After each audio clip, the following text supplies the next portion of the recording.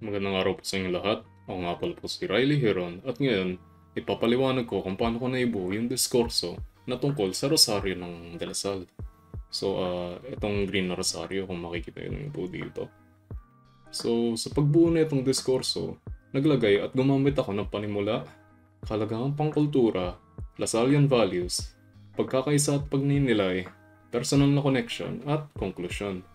So, sa panimula, nagsimula ang diskurso sa isang panimula na binabalangkas ang kalagayan ng rosaryo sa kultura ng komunidad sa loob ng konteksto ng pagiging Lasallian.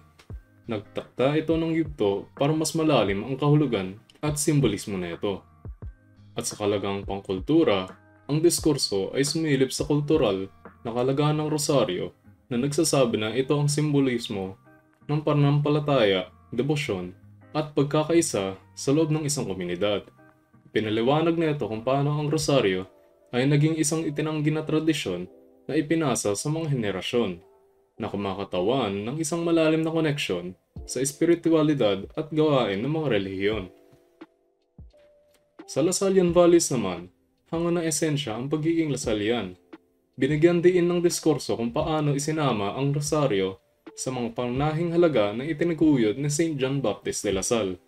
Sinaliksik nito ang mga tema ng paggalang, pagpipitagan at pagkakaisa na sentro na pangailangan ng pagiging Lasalliano at pinakita kung paano sinasalamin ng pagdarasal na may rosaryo ang mga pagpapagalang nito. At sa pagkakaisa at pagninilay, binigyan din ng diskurso ang papel ng rosaryo sa pagpapaunlad ng pagkakaisa at pagninilay-nilay sa loob ng isang komunidad. Ipinaliwanag nito kung paano pinagsama-sama ng binahaging pagsasanay ng pagdasal ng rosaryo na nagpapatibay sa mga bigkis ng pagkakaisa at suporta sa isa't isa.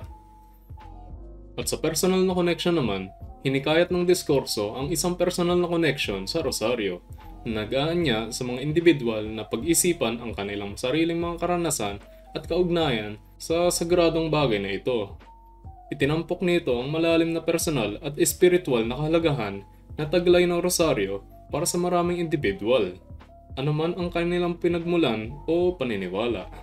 At lastly, sa konklusyon, ang diskurso ay nagtatapos sa pamamagitan ng muling pagpapatibay sa walang hanggang kaugnayan ng rosaryo bilang simbolo ng pananampalataya, pagkakaisa at ang pagpapahalaga bilang Lasalliano. Binigyan din rin nito ang walang hanggang kahalagahan na itinatanggi ng tradisyong ito sa pagpapaunlad ng espiritual na pag-unlad, pagkakasundo ng komunidad at mas malalim na pag-unawa sa pananampalataya at pagkakakilanlan ng isang tao. Sa pangkalahatan, hinangad ng diskurso na ipaliwanag ang malalim na kahalagahan ng rosaryo sa parehong mas malawak na konteksto ng kultura at ang natatanging ethos ng komunidad ng Lasallian na nagbibigyan din sa papel neto bilang pinagmulan ng spiritual na lakas, pagkakaisa at pagninilay sa mga individual na sa magkakaibang background at karanasan. At yun lang po para sa video na ito. Maraming salamat po sa pakikinig and have a nice day po.